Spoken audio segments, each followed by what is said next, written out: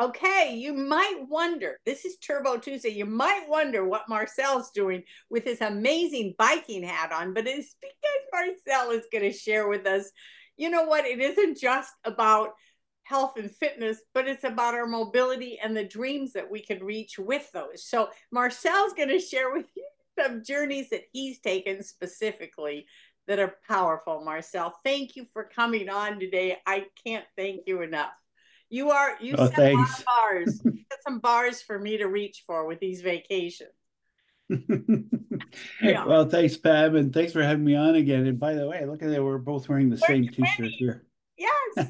Now you have to get your bike helmet on, you'll be all set. True. True. In the garage. I would go get it, but it's in the garage. Uh, well, in and we did talk a bit about offline about my recent bicycle trip, and that's become a lifestyle. And there's a certain affinity I have for cycling because it was in 2012 when I was close to 300 pounds where I started cycling. Because I thought to myself, I can't go running. I definitely needed to lose weight. I had diabetes, high blood pressure, and sleep apnea. And I said, okay. So I decided in my type A type way to hop on the bicycle. I'd been sitting in my garage for 2 years, brand new, and I had not used it. But that year I decided I'm going to use it, and I started training, and I trained between May and end of August for a 75-kilometer bike ride, which was to raise funds for multiple sclerosis. So I started cycling and then up and down the hills and back and forth from work and wherever I could. And by the end of the summer, I'd lost over 50 pounds. By the time the 75-kilometer ride came up, I was able to do that. And I'd also won the Rookie of the Year award for the most funds raised. I think I raised like $8,600 for MS. And so that really created the bug for cycling because it was so good for me. And that bug has not diminished in any way over the last 12 years now. And also infected my wife with it because we're very lucky we have these rail trails around here. And if you ever want to start cycling, go to a rail trail. They're flat, they're safe, there's no traffic, and you have a lot of rail trails in the US. I know because I've been on some very nice ones. And all you do is you have to cross the road every now and then. But the rail trails have no motorized traffic at all. So that's where we started. That's when my wife, I got her to start with me on the rail trails because she doesn't want to ride on the road at all. And you take your own time and you pace yourself. And so it's become a way of life for me to maintain and improve my fitness. Great for cardio, great for the legs, the glutes. And and over the years, we often actually do weekends and we do even weeks of activity where we do more cycling. Our big two are cycling and hiking. So in Ecuador, we went to, in January, we went to Ecuador. We spent a whole month there and we walked and we hiked and we walked and we hiked, 20, 25 kilometers a day sometimes, and even up and down the hills. And just last week, we came back from 1 week in Prince Edward Island. And that's where the cycling helmet comes in, where we spent 7 days in a row. We had beautiful sunny days, not too hot, not too cold. And we cycled on about 30 miles every day and some days more. And just saw the scenery in this one beautiful province here in Canada that I had never been to. So that was the only province in Canada I had not personally been to.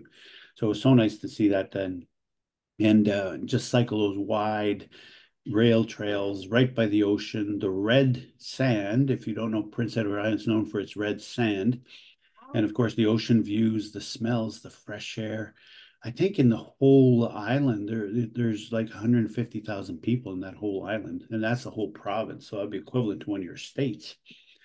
Probably. Well, it's probably the size of Long Island. Probably, I don't know. It's maybe that size. So it was really, really nice to do that, and we've incorporated that kind of lifestyle into our vacations. And so we were talking earlier, Pam, about the why. I do DDPY and I eat healthily so that I can enjoy these kinds of activities, so that I can continue to enjoy them indefinitely. Cycling for me, I mentioned why there's special attraction there, but the second part is I've had back issues. And the best day on my trip last week, when I had a bit of a worsening of my back pain prior to the trip. Oh my goodness, I won't be able to go.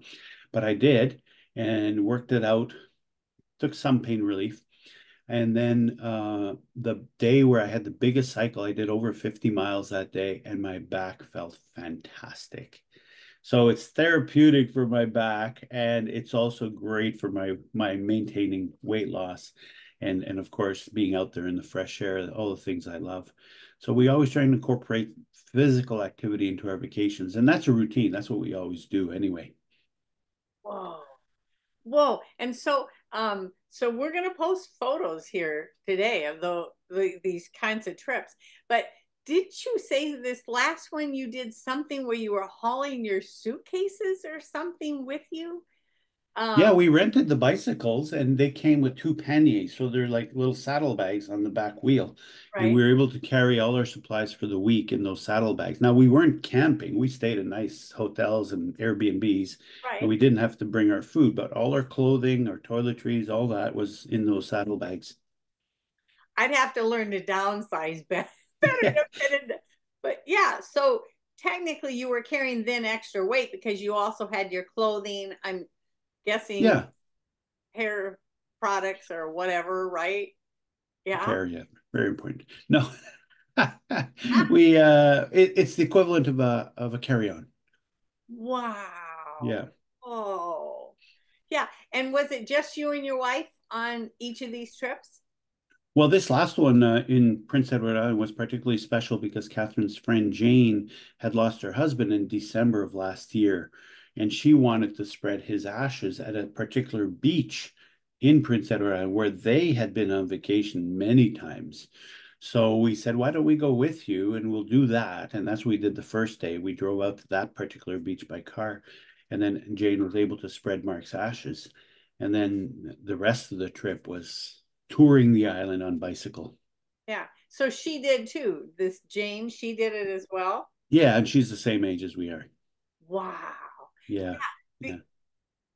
yeah, I mean, I came from a place of no mobility when I started with DDPY. And seriously, even though I was morbidly obese, Marcel, the idea, the dream of walking was huge.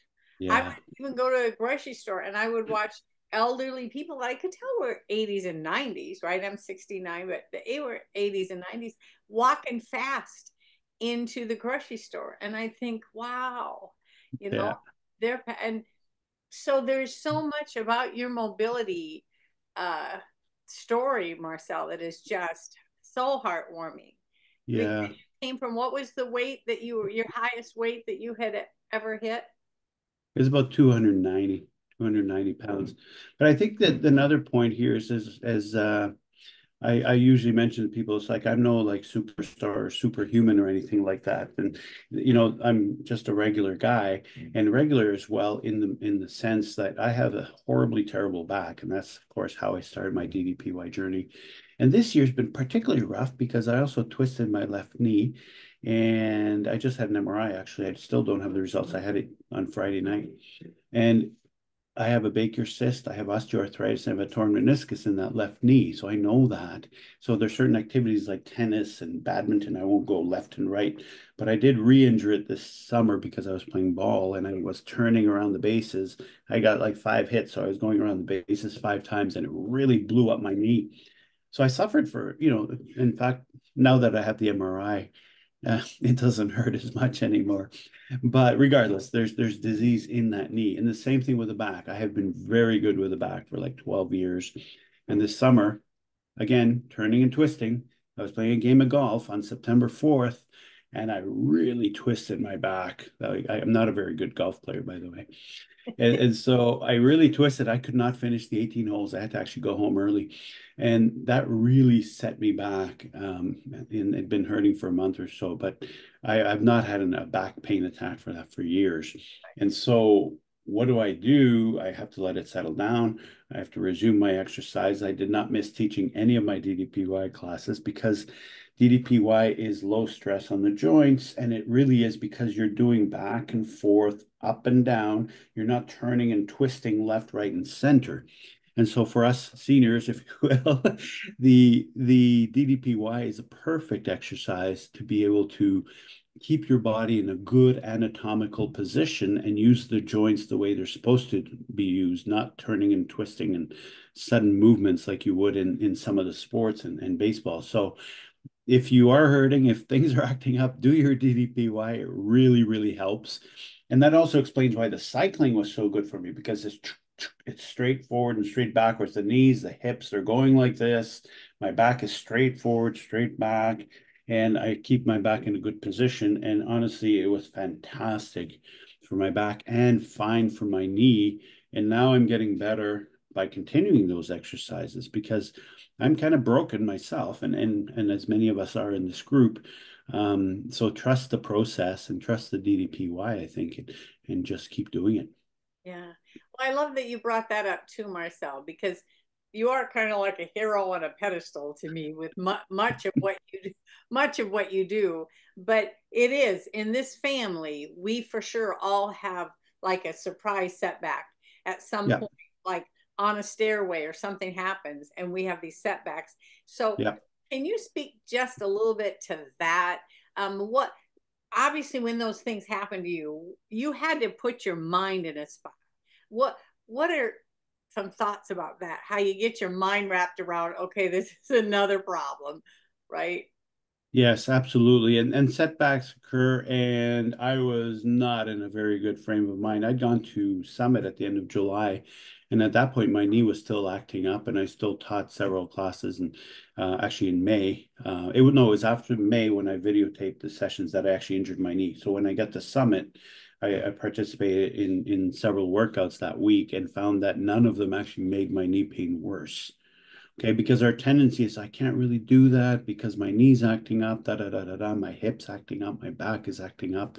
And frankly, there are very, very few exercises in DDPY that can't be done with some modification, number one. And secondly, even without modification, they are fine for your joints. So mentally, I say keep doing it. And like I said, I taught all my summer classes, DDPY classes throughout the summer. Didn't miss a single one because I know that this stuff is good for me. So mentally say this stuff is good for me despite my injuries, despite something acting up. And of course, as usual, do it to your own level. So you're not going to, and if you have to tame it down a little bit, that's fine too. But don't stop moving. Don't stop doing something, and do the stuff that you like to do that you know is good for you. Rather than we often get into the frame of mind, if you have a setback, I have to go to the doctor. I have to get the x-ray. I have to take the anti-inflammatories, and I'm just going to hold off on my exercises until I feel better. Okay. So get checked out, yes. Get the imaging done, yes.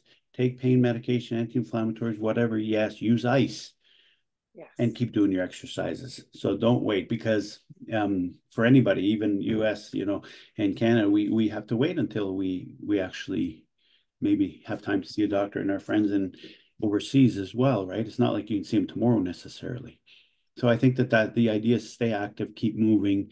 Of course, that is not for, something severe. Like we've had people in our group who've had surgery. Okay, well, surgery is a different story, right? And if someone has an actual fracture or something very acute like that, of course, that's a different ballgame. But if you're getting the regular aches and pains plus a slight increase in your regular aches and pains, or you've twisted something temporarily, that's going to heal by itself, right? Then keep going to some extent and tone it down, yes, but keep going. And things will get better because the body can heal itself. And if you're doing less, this ties into nutrition. When I'm doing less physically, I really, really try and tighten up the belt as much as I can with the nutrition. Okay. Because you don't have to suddenly put on 10 pounds because you're less active, right? Tighten up the nutrition, eat what your body needs, and let it do its job in terms of healing itself. Yes, yes. And we also have all these amazing physical therapy, the RPT programs, and they are Yeah. launching the hip one pretty soon, within a few weeks. Ah, okay. That one too.